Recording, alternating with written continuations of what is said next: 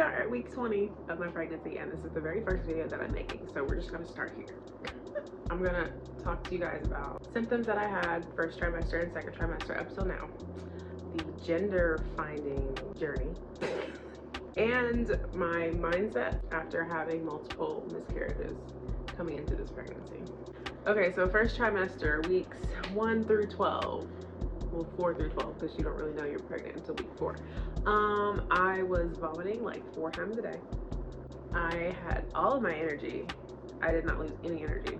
I don't think I was cranky, or I wasn't emotional or crying or anything like that. So immediately I was like, ooh, maybe it's not a girl this time. Anyway, so that probably lasted until like week 10 or 11. And then symptoms went away. I got a little freaked out because we've had 4 miscarriages before, and they were all in the first trimester. So it was like, as soon as I lost my symptoms, I was like panicking, like, okay, I need somebody to check for a heartbeat, make sure baby's still good. My OB would not check me, so I just went to the ER, and they found bleeding behind my placenta. It's a subchorionic hemorrhage, but anyway, so I was put on pelvic rest, but at least I found, you know, at least we knew that the baby was still okay. Oh yeah, so then I took it easy for like 3 or 4 weeks. I just kind of took it easy until I saw my OB again, and then they said like they saw the hemorrhage on an ultrasound, and they weren't worried, so I continued with life.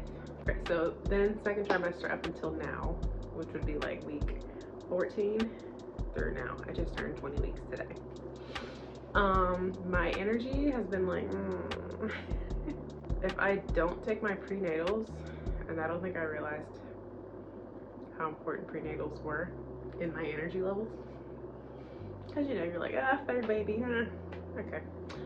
No, I will sleep all day and all night if I don't take all the vitamins that I need to.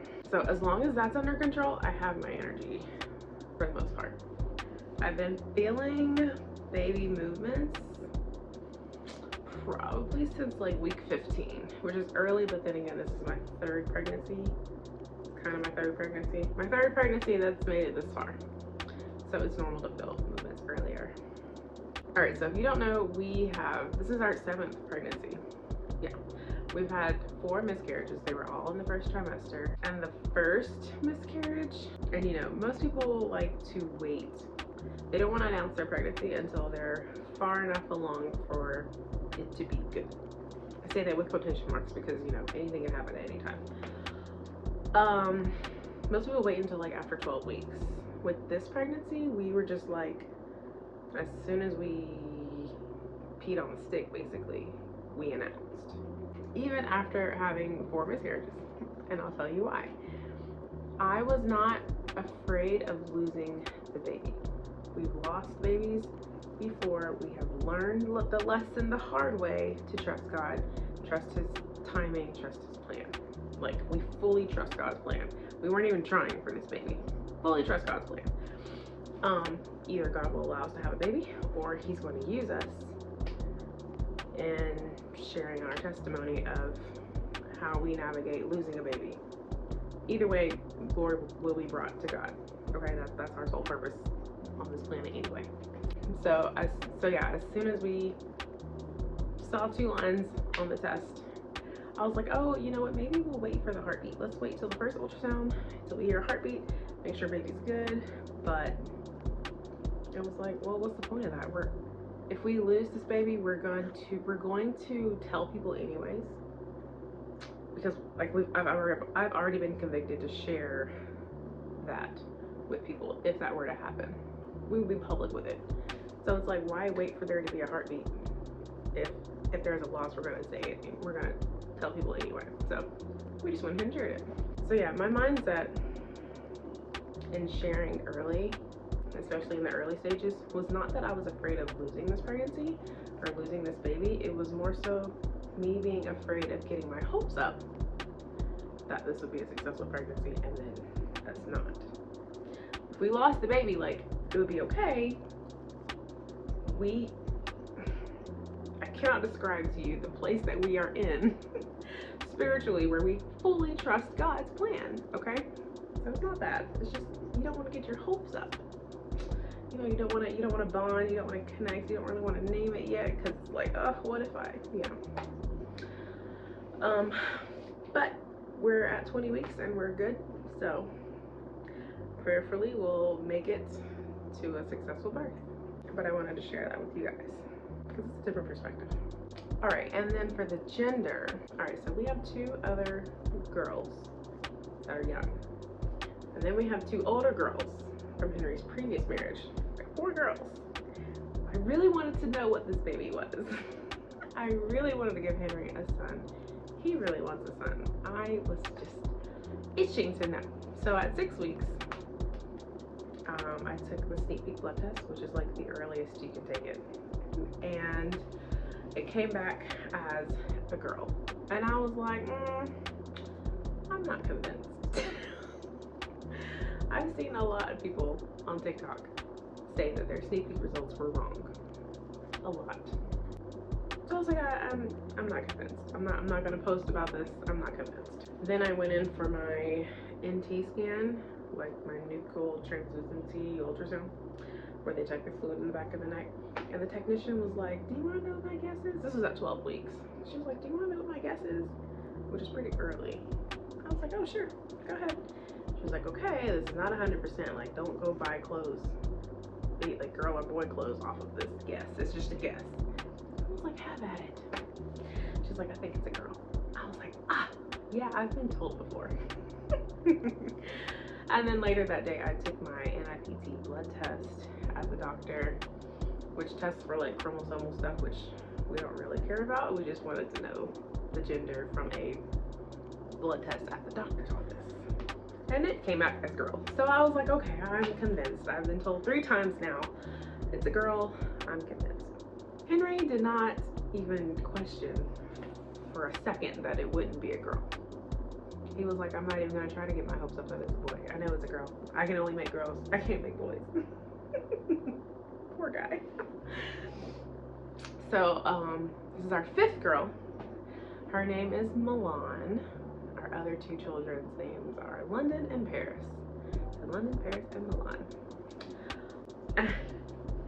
I did go in for my anatomy scan 2 weeks ago, even though I already knew the gender. And there's like a 1% chance that they could be wrong, but it's still, for the 4th time, I was told it's a girl. But we're excited. The girls are excited to have another little girl running around. I'm happy because I know what to do with a girl. If I had a son, I wouldn't know what to do. I would keep it alive, but like I wouldn't know how to raise a son. So I can rest in the comfort of familiarity. We have started planning the baby shower. We started last week, so I'm excited about that. Looking forward to that. And I've started gathering like some diapers here and there, some hand-me-down clothes here and there, like gathering just like a little bit here and there, so that it's not a big. You know what's funny? You would think since I had 2 girls, oh, she doesn't need clothes. She's got all these girl clothes from when they were little. Wrong. Let me tell you how funny God is and how naive I am. So I donated all of our girls' clothes. If it was too small for them right now, I donated all their baby stuff. All the baby stuff, all the baby girl stuff, donated it, gave it away to friends that needed it. My thought process was, you know the verse that says faith without works is dead? Okay, that was me putting in the works to have a boy. I thought if I got rid of all of our girl clothes, that would be me putting in the works to make room for a boy.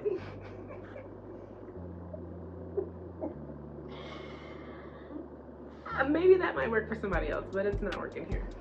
So now I'm starting back at 0.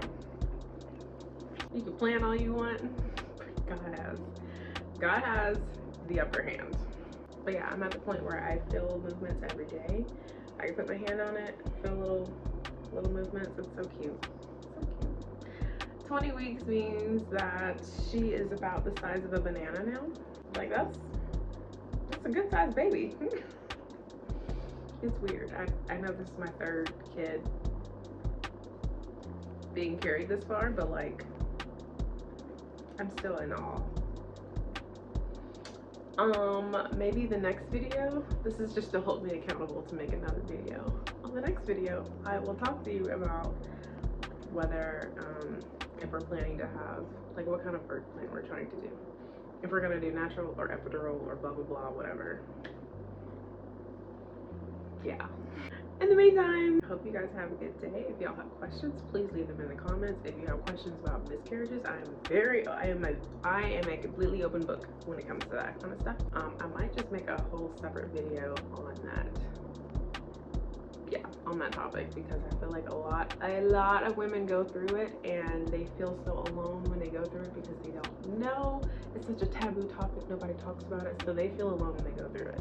When really, a lot of people are going through it. Which is why I always feel connected to share my story and my mindset going through that. So yeah, I think I'm just gonna make a whole video just about miscarriage. Okay, hope y'all have a great day.